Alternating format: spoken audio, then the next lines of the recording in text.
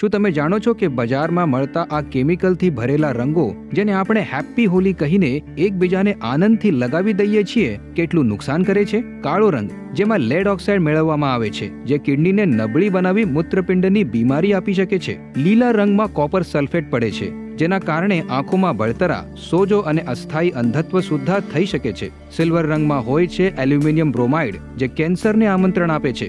વાદળી રંગમાં એવા રસાયણો મેળવવામાં આવે છે જે ચર્મરોગ પેદા કરે છે. લાલ રંગમાં મર્ક્યુરિક સલ્ફાઇડ હોય છે, જે ત્વચા કેન્સરનું કારણ બની શકે છે.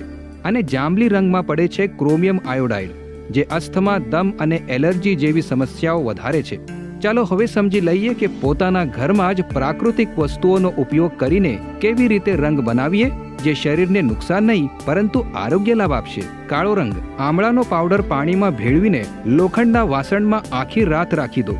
સવારે પ્રાકૃતિક કાળો રંગ તૈયાર.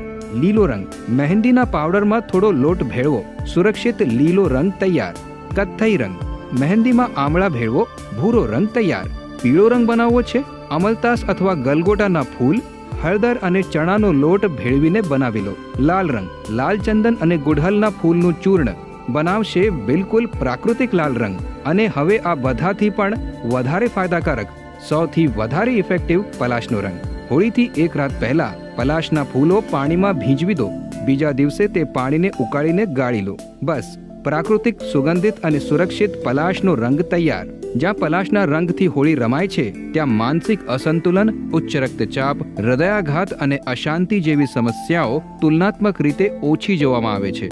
અને આપણા ઋષિઓએ તો પલાશના પુષ્પોથી હોળી રમવાની પરંપરા બનાવી હતી. તો તેને કહે છે અસલી હોળી. રંગ પણ રમો, આરોગ્ય પણ બચાવો. હરિઓમ.